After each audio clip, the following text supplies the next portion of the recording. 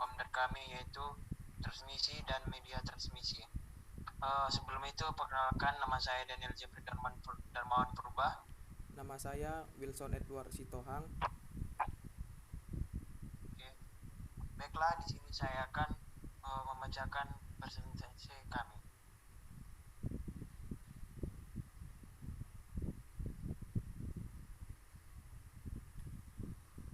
Transmisi dan media transmisi. Transmisi adalah komunikasi data melalui penyebaran dan pemrosesan sinyal.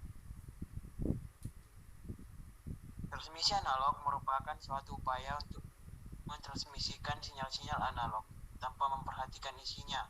Sinyal dapat menampilkan data analog, misalnya suara, atau digital, misalnya data biner yang melintas sebuah modem.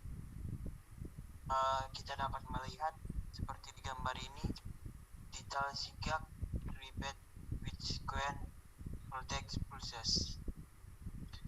Transmisi digital merupakan upaya pentransmisian yang berhubungan dengan muatan dari sinyal.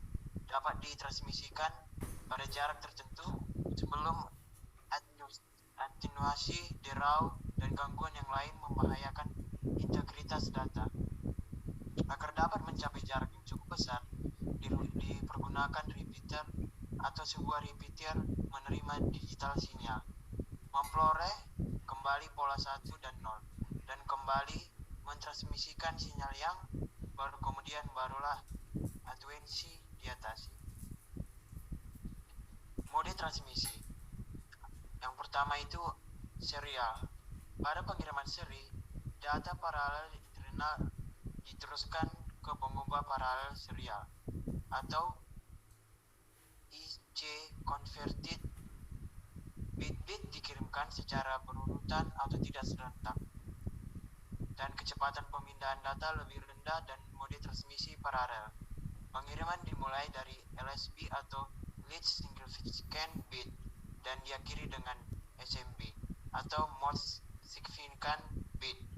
Penerima harus memecahkan isyarat data yang sama pada waktu yang tepat sebelum membentuk kembali karakter yang diterima. Kita dapat melihat ilustrasi mode transmisi serial. Agar data yang diterima itu benar, maka sedang waktu yang digunakan oleh pengirim dan penerima harus sama. Untuk keperluan tersebut, maka pengirim dan penerima harus menambahkan detak atau time pulse.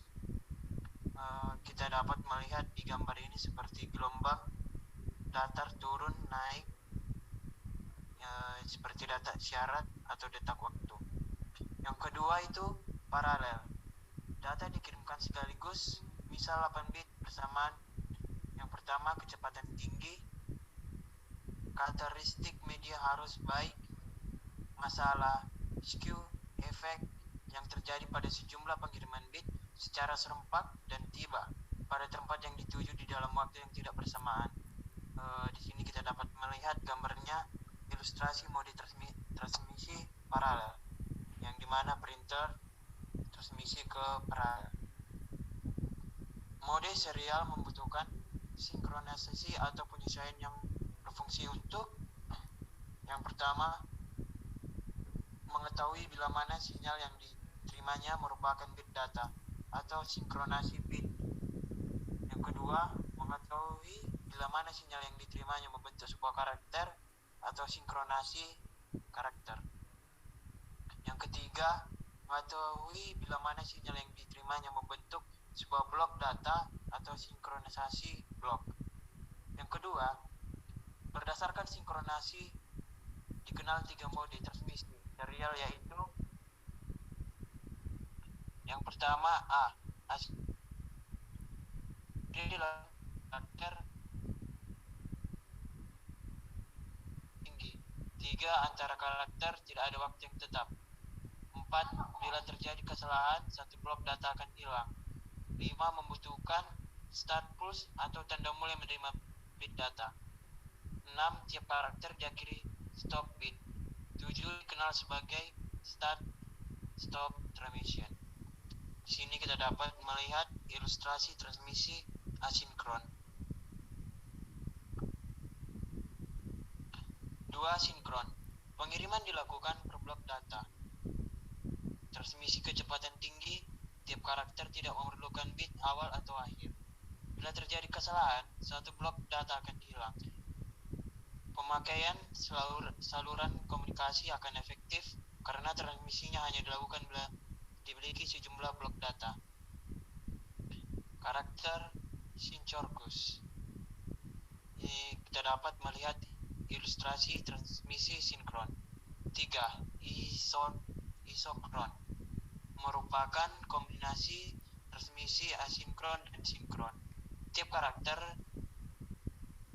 didahului dengan bit awal dan diakhiri data ditutupi dengan bit akhir. 3. Metode transmisi. Yang pertama, simplex. Yang pertama itu data disalurkan hanya ke satu arah. 2. Pemancar dan penerima tugasnya tetap. 3. Jarang untuk sistem komunikasi data.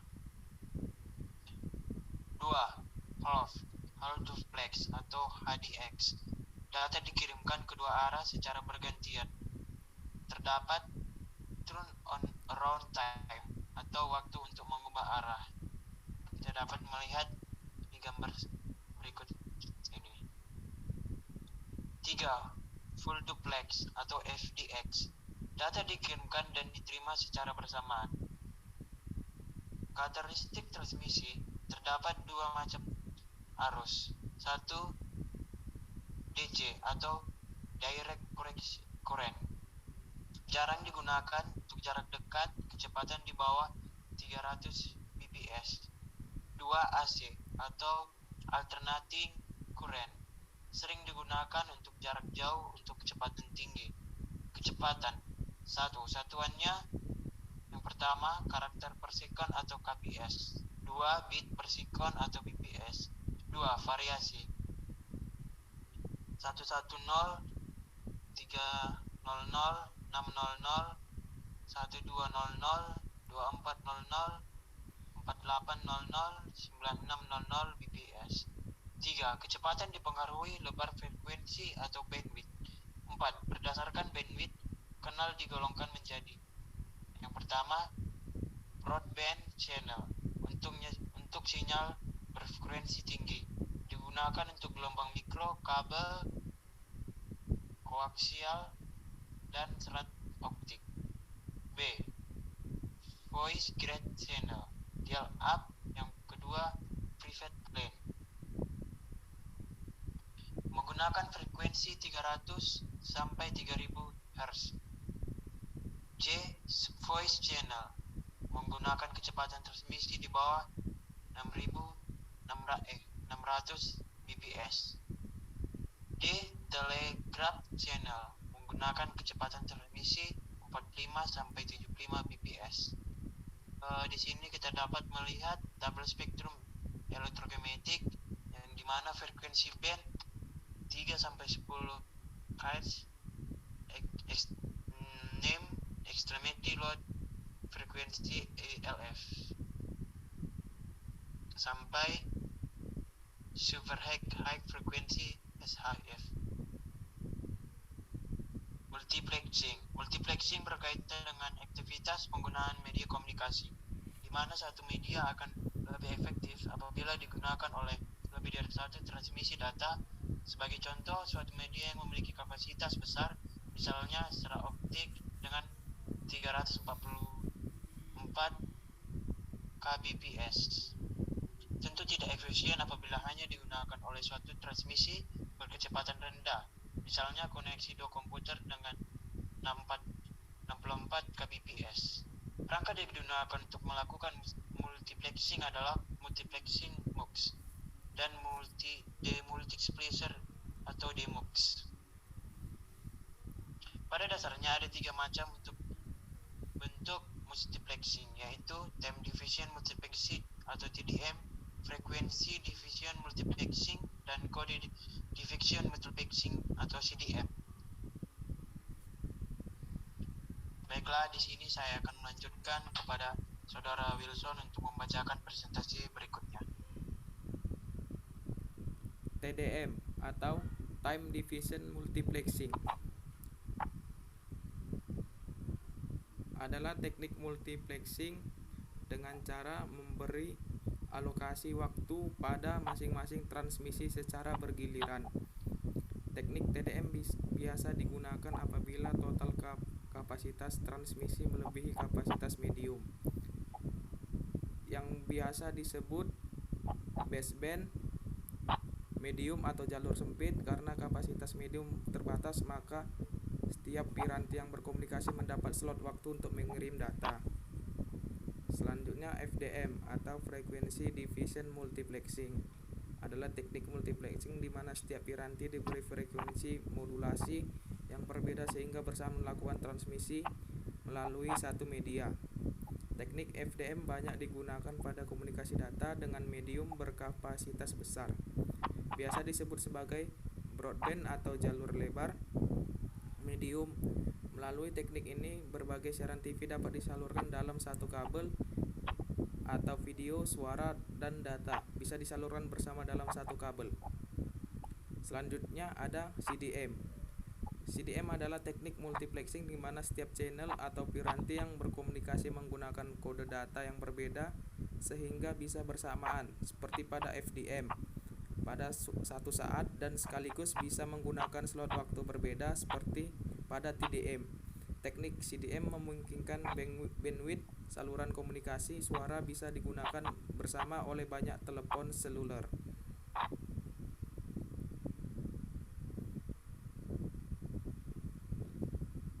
Selanjutnya ada media transmisi. Media transmisi adalah media yang menghubungkan antara pengirim dan penerima informasi.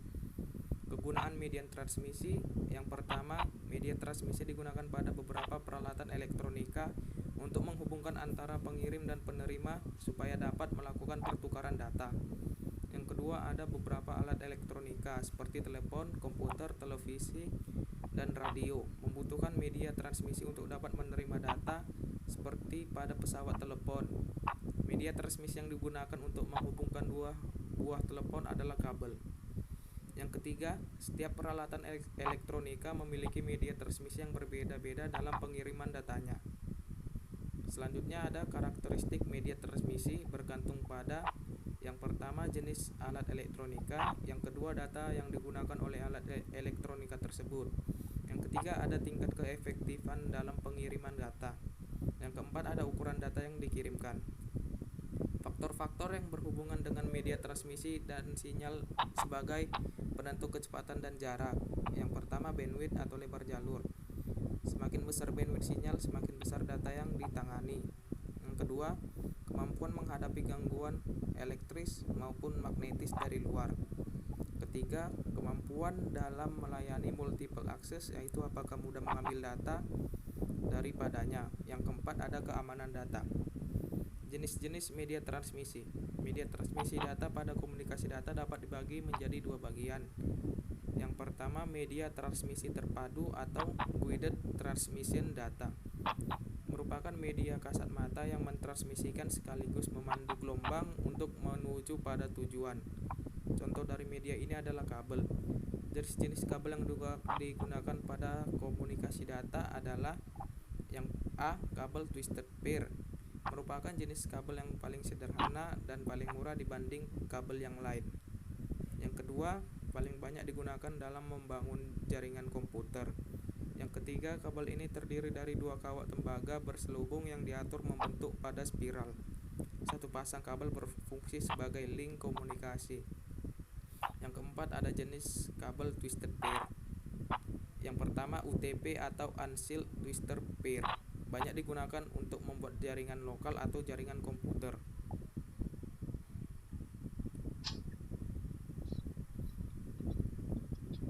Kabel ini berisi 4 pasang kabel yang tiap pasangnya dipilin atau twisted.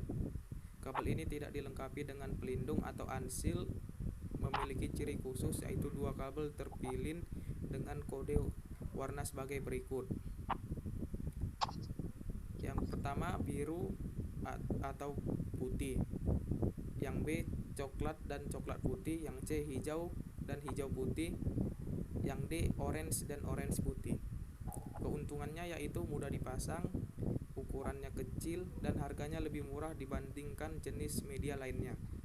Kerugiannya sangat rentan dengan efek interferensi elektris yang berasal dari media di sekelilingnya. Yang kedua, Shield Twister Pair atau STP. Kabel STP ini merupakan salah satu jenis kabel yang digunakan dalam jaringan komputer. Kabel ini berisi 2 pasang kabel yang setiap pasang dipilin. Kabel STP lebih tahan terhadap gangguan yang disebabkan posisi kabel yang tertekuk. Pada kabel STP, atenuasi akan meningkat pada frekuensi tinggi sehingga menimbulkan crosstalk dan sinyal noise. Keuntungan kabel STP yaitu lebih tahan terhadap interferensi gelombang elektromagnetik baik dari dalam maupun dari luar. Kekurangannya yaitu mahal, susah pada saat instalasi, terutama masalah grounding, dan jarak jangkauannya hanya 100 meter. Yang B, kabel koaksial. Terdiri dari 2 buah konduktor, dibentuk untuk digunakan pada filter frekuensi yang besar.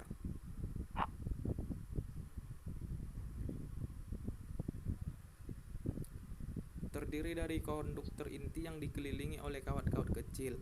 Di antara konduktor inti dengan konduktor yang ada di sekelilingnya terdapat isolator. Kabel koaksial banyak digunakan untuk keperluan. Keuntungan dari kabel koaksial ini adalah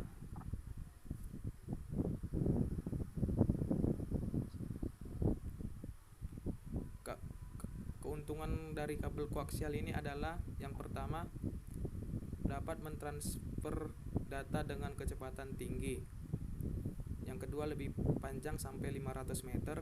Yang ketiga, harganya murah. Keempat, mempunyai bandwidth yang cukup tinggi untuk data berkecepatan tinggi dan video. Yang kelima, peka terhadap gangguan atau draw kalau pelindungnya ditanahkan atau ground terlebih dahulu. Kerugiannya, yang pertama, pemasangan lebih sulit dibanding dengan kabel twisted. Yang kedua, mudah disadap. Yang ketiga, diperlukan peralatan khusus untuk menggunakan seluruh bandwidth yang tersedia. C. Kabel serat optik. Kabel serat optik terbuat dari bahan dielektrik berbentuk seperti kaca atau gelas dan plastik yang mudah patah, sehingga pembelokan kabel tidak boleh 90 derajat. Dapat menyalurkan data dengan kecepatan yang sangat tinggi. Penyambungan kabel memerlukan alat khusus. Pada sisi kirim perlu EDC atau Electric to Optic Converter, dan pada sisi terima memerlukan OEC atau Optic to Electric Converter. EOC atau Electric to Optic Converter, LED atau Light Emitting Diode atau PIN, positif intrinsic negatif. OEC atau APD, AVO fotodiode, sinyal data yang mengalir di dalam kabel serat optik adalah dalam bentuk cahaya atau ditransmisikan sehingga dapat diterima di ujung unit pertama atau receiver. Konfigurasi hubungan kabel serat optik.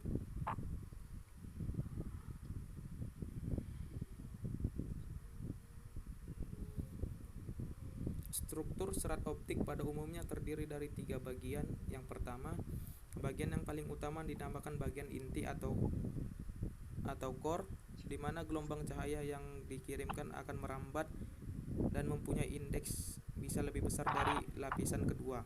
Terbuat dari kaca atau gelas yang diameter antara 2 sampai 125 mm.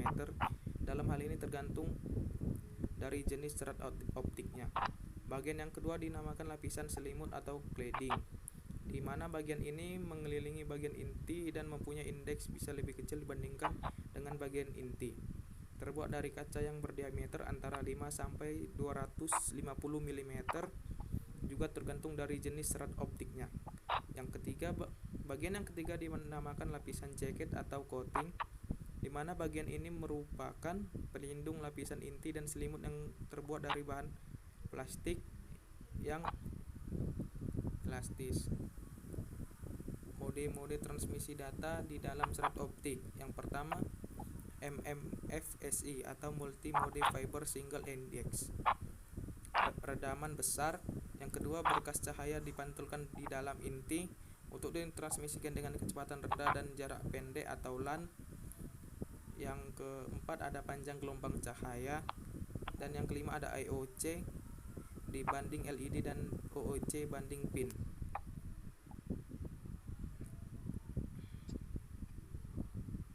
Yang kedua ada MFFGI, Multimode Fiber Grounded Index. Yang pertama, redaman lebih kecil dari MMF-SI, berkas cahaya dikeluarkan di dalam core. Untuk kecepatan transmisi menengah dan jarak menengah atau MAN, panjang gelombang cahaya sampai dengan 300. Yang ketiga ada SMF atau Single Mode Fiber. Redamannya jauh lebih kecil, berkas cahaya merambat lepas dari laser. Untuk kecepatan transmisi tinggi dan jarak jauh atau WAN, panjang gelombang cahaya sampai 1550.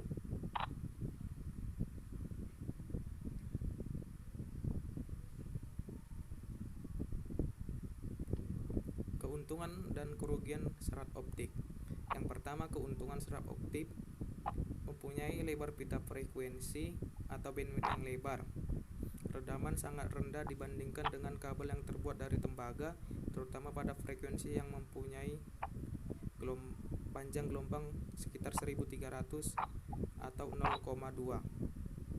Kebal terhadap gangguan gelombang elektromagnet, dapat menyalurkan informasi digital dengan kecepatan tinggi. Ukuran dan berat fiber optik kecil dan ringan. Tidak mengalirkan arus listrik atau terbuat dari kaca atau plastik sehingga tidak dapat dialiri arus listrik. Yang terakhir, sistem dapat diandalkan dan mudah pemeliharaannya. Kerugiannya yaitu yang pertama, konstruksi fiber optik lemah sehingga dalam pemakaiannya diperlukan lapisan penguat sebagai proteksi. Yang kedua, karakteristik transmisi dapat berubah bila terjadi tekanan dari luar yang berlebihan.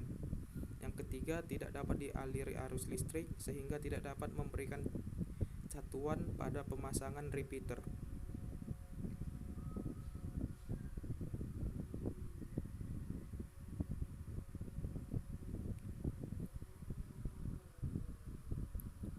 Yang kedua ada media terpadu atau unguided media.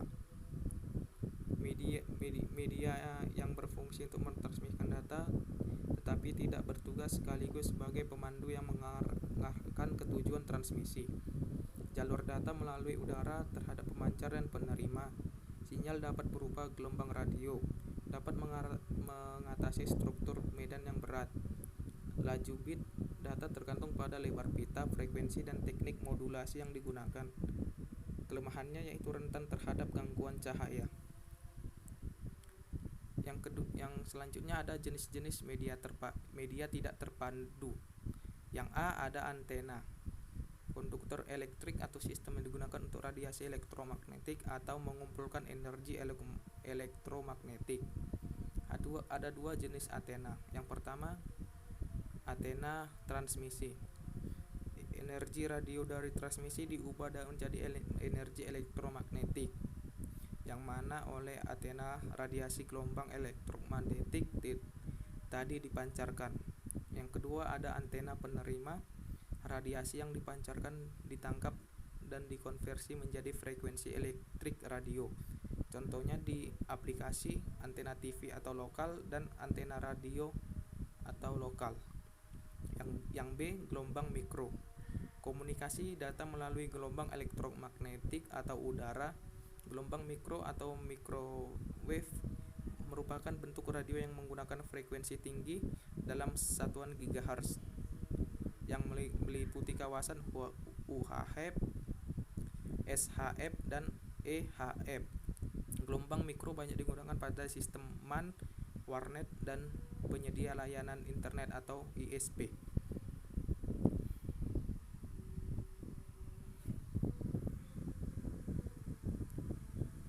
Keuntungan menggunakan gelombang mikro adalah akuisisi antar menara tidak begitu dibutuhkan, dapat menambah jumlah data yang besar, biaya murah karena setiap tower antena tidak memerlukan lahan yang luas.